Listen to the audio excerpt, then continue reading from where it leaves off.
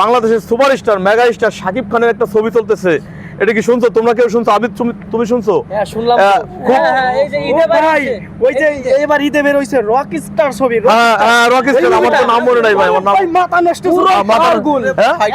আচ্ছা তাহলে চলো আমরা ওই ছবিটা দেখে আসি, চলো। এখন কয়টা বাজে?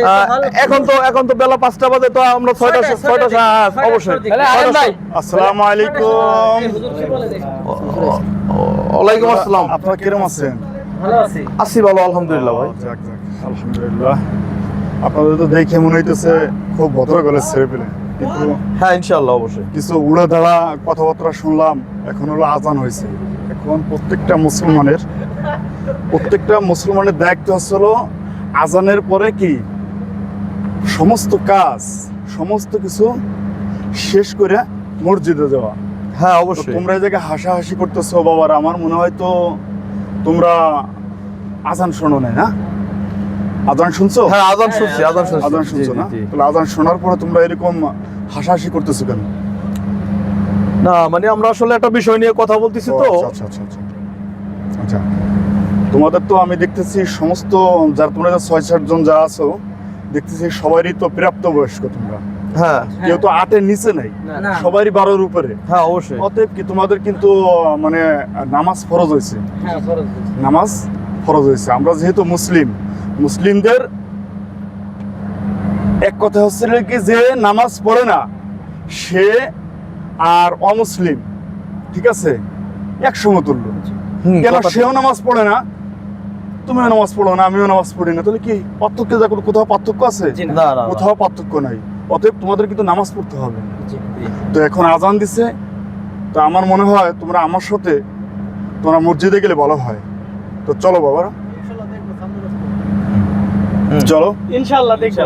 আচ্ছা আপনি বলছেন, খুব সুন্দর কথা বলছেন বাবা। আমার ঠিক আছে, আপনি যান, আমার যেটা দায়িত্ব আমি বলতেছি, তোমাদের হাতে ধরে পায়ে ধরি, তোমরা চলো হুজুর। এখন নামাজে চলো। সকালে বের হইছি, একটু বসে গল্প করতে করতে অনেক সময় হয়ে গেছে। তো এখন এইভাবে তো যাওয়াটা তো ঠিক হবে না। আমাদের তো দেখা যায় কারো ঠিক মতো ডিলে করি না, অনেকে কাপড় চোপড়ের সমস্যা থাকে। তোমরা এইভাবে কি আসলে সবারই একই অবস্থা? না সবার একই অবস্থা না, হয়তো বা 2-1 জনের বা সবার যার হয় নাই সে আমার সাথে আসো, আর যার ওই অবস্থা হয়েছে সে তুমি করো, ওযু করে তারপর আসো, একটু 3বার পানি ছিটে দাও। 3বার পানি ছিটে দিলেই তো তুমি পবিত্র হয়ে গেলা। হুজুর আপনি বলতেছেন ঠিক আছে, খুব সুন্দর কথা বলছেন। আপনি যান, আমরা পরবর্তীতে ইনশাআল্লাহ আসলে তোমাদেরই লাভ, এটা তোমাদেরই লাভ। আচ্ছা তাহলে আমার তো কাপড় ঠিক আছে, তাহলে তোমরা কি যাবো? আমি ঠিক আছে, তুমি যাও, হুজুরের সাথে আমরা আসতেছি। আমার টুপিও আছে, ঠিক আছে। যাক আসো তোমরা। ঠিক আছে, তাহলে তোমরাও ইনশাআল্লাহ পরবর্তীতে তোমরাও থাকবো আমাদের সাথে।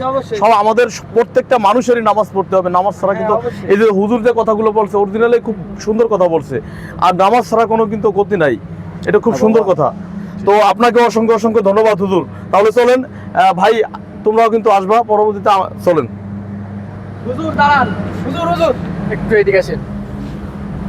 আপনি বিশ্বাস করেন, মানে এত সুন্দর করে বুঝাইছেন। আমরা ছবি দেখার জন্য ছবিতে আমরা আসক্ত হয়েছিলাম। এই যে রক স্টার আমরা তো সবাই ছবি দেখার জন্য আসক্ত হয়েছিলাম।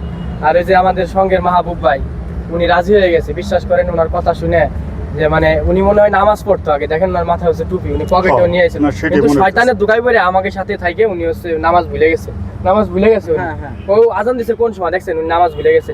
আপনি ওনার চোখ খুলে দিয়েছেন হুজুর, আমাদের চোখ খুলে দিয়েছেন। আমরা সবাই মানে আপনার উপর অনেক কৃতজ্ঞ হুজুর। আমরা হচ্ছে নামাজ পড়তে যাবো, আমরা সবাই নামাজ পড়তে যাবো।